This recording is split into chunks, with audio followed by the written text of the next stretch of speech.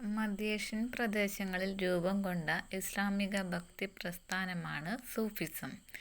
ഇവിടത്തെ ഭരണാധികാരികൾ സമ്പത്ത്, അധികാരം, ആഡംബര ജീവിതം തുടങ്ങിയ കാര്യങ്ങളിൽ കൂടുതൽ ശ്രദ്ധിക്കാൻ തുടങ്ങി. അപ്പം അത്തരം പ്രവണതകൾക്കെതിരെ ഉയർന്നു വന്ന പ്രസ്ഥാനമാണ് സൂഫിസം.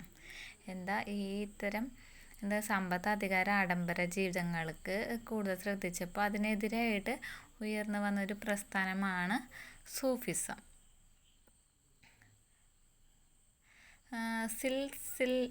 സിൽസിലകൾ എന്നറിയപ്പെടുന്ന 12 സൂഫി വിഭാഗങ്ങളിൽ ചിസ്തി, സുഹ്റവർദി എന്നീ സിൽസിലകളായിരുന്നു ഇന്ത്യയിൽ എത്തിച്ചേർന്നത്.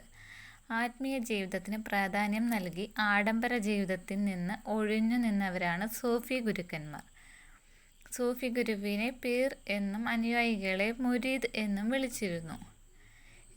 പീർ എന്നും അനുയായികളെ മുരീദ് എന്നും വിളിച്ചിരുന്നു. സൂഫികളുടെ താമസ സ്ഥലങ്ങളായിരുന്നു ഖാൻഗാഹുകൾ. അക്കാലത്തെ സാമൂഹിക ക്ഷേത്രങ്ങളായിരുന്നു. സൂഫി കേന്ദ്രങ്ങളിൽ എന്ന പ്രത്യേക ഗാനാപന ശൈലികൾ ആലപിച്ചിരുന്ന ഭക്തിഗാനങ്ങളാണ് ഖവ്വാലികൾ. സൽത്തനത്ത്, മുഗൾ കാലഘട്ടങ്ങളിൽ വിവിധ മതവിഭാഗങ്ങൾക്കിടയിൽ ഐക്യമുണ്ടാക്കാൻ സൂഫികൾക്ക് സാധിച്ചിരുന്നു.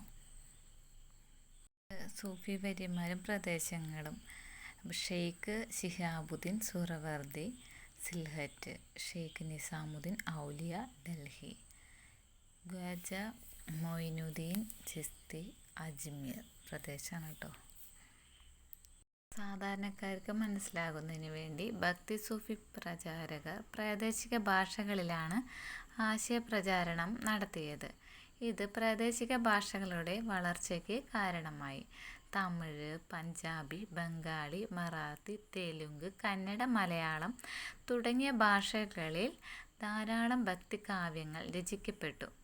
കൂടാതെ പ്രാദേശിക ഭാഷകളിൽ ധാരാളം സാഹിത്യകൃതികളുമുണ്ടായി. തമിഴ് പ്രാദേശിക ഭാഷയും കൃതിയും രചയിതാക്കളുമാണ്. താഴെ ഒരു ബോക്സ് കൊടുത്തിട്ടുണ്ട്. തമിഴിലുള്ളത് 4000 ദിവ്യപ്രബന്ധം, തിരുമുറൈകൾ. രചയിതാവ് ആഴ്വാർമാർ, നായനാർമാർ. കന്നഡ വചനങ്ങൾ ബസവണ്ണ, അക്ക മഹാദേവി, അല്ലമപ്രഭു. തെലുങ്ക് മഹാഭാരത വിവർത്തനം, നന്നയ്യ തിക്കണ്ണ യരപ്രഗത. ബംഗാളി ഗീതാഗോവിന്ദം, ജയദേവൻ. അങ്ങനെയാണ് കൊടുത്തിട്ടുള്ളത്. ഭക്തി സൂഫി ആശയങ്ങളുടെ സ്വാധീനം: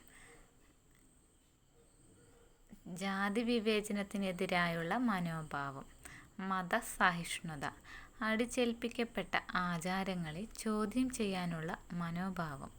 ഇതൊക്കെയാണ് ഭക്തി സൂഫി ആശയങ്ങൾ സ്വാധീനിച്ചിട്ടുള്ള മേഖലകൾ.